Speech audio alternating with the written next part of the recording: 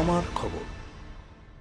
সেরেন্ডা গ্রামে সাংস্কৃতিক অনুষ্ঠানে গিয়ে আবেগপ্রবণ হয়ে পড়লেন বীরভূম জেলা তৃণমূল কংগ্রেস সভাপতি অনুব্রত মণ্ডল।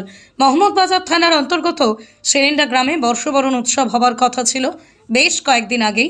বেশ কিছু কারণের জন্যই সেই বর্ষবরণ অনুষ্ঠানটি দিন পালন করা হয় গ্রামে। বর্ষবরণকে কেন্দ্র করে নানান অনুষ্ঠানের আয়োজন করেছে অনুষ্ঠানের উদ্যোক্তারা। এদিনের অনুষ্ঠানের প্রধান অতিথি ছিলেন বীরভূম জেলা তৃণমূল কংগ্রেস সভাপতি অনুব্রত মণ্ডল। এদিনের অনুষ্ঠানে অনুব্রত মণ্ডলকে বিশেষ সম্মান প্রদান করা হয়। সেই অনুষ্ঠানে বক্তব্য রাখতে গিয়ে অনুব্রত মণ্ডল আবেগপ্রবণ হয়ে পড়েন। পুরনো স্মৃতির কথা তুলে ধরেন তিনি। অনেকবারই এসেছি, যেমন ধন্দা ছিল, কালীর বাবা, আমি তাপস এবং অভয় অনেকবার এসেছি।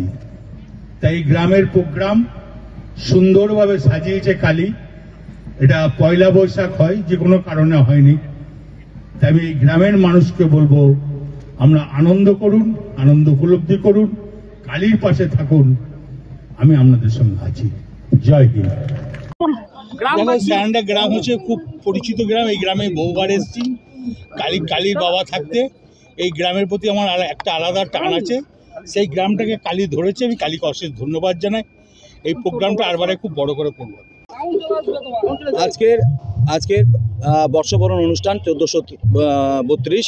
আমরা এই বর্ষবরণ অনুষ্ঠান আমরা পয়লা বৈশাখী করার কথা ছিল, কিন্তু আমাদের একটা দুর্ঘটনা ঘটার জন্য আমাদের এইটা অনুষ্ঠানটা একটু পিছিয়ে গেছে। তো আমরা বৈশাখ মাসের মধ্যেই আছি। তো আজকে বর্ষবরণ অনুষ্ঠান সেরেন্ডা গ্রাম এবং আশেপাশে যে সমস্ত যুবকবৃন্দ আছে তাদের উদ্যোগেই এই অনুষ্ঠান। কি আছে অনুষ্ঠানে? আজকের অনুষ্ঠানে প্রথমত যারা সুধী গুণীজন আছেন তাদেরকে সংবর্ধনা দেওয়া হচ্ছে। যারা শহীদ হয়েছেন দেশ মাতৃকাকে রক্ষা করার জন্য, তাদের প্রতিও আমরা শ্রদ্ধা জ্ঞাপন করছি। এবং গতদিন যে মাধ্যমিক পরীক্ষা হয়েছে, সেই মাধ্যমিক পরীক্ষায় যে সমস্ত ছাত্রছাত্রীরা ভালো ফল করেছে তাদেরকেও আমরা সংবর্ধিত করছি। প্রধান উপস্থিত আজকে ছিলেন আমাদের, আপনারা জানেন, SRDA চেয়ারম্যান মাননীয় অনুব্রত মণ্ডল মহাশয়, এবং ডিএম স্যার, এসপি স্যারও আসার কথা আছে।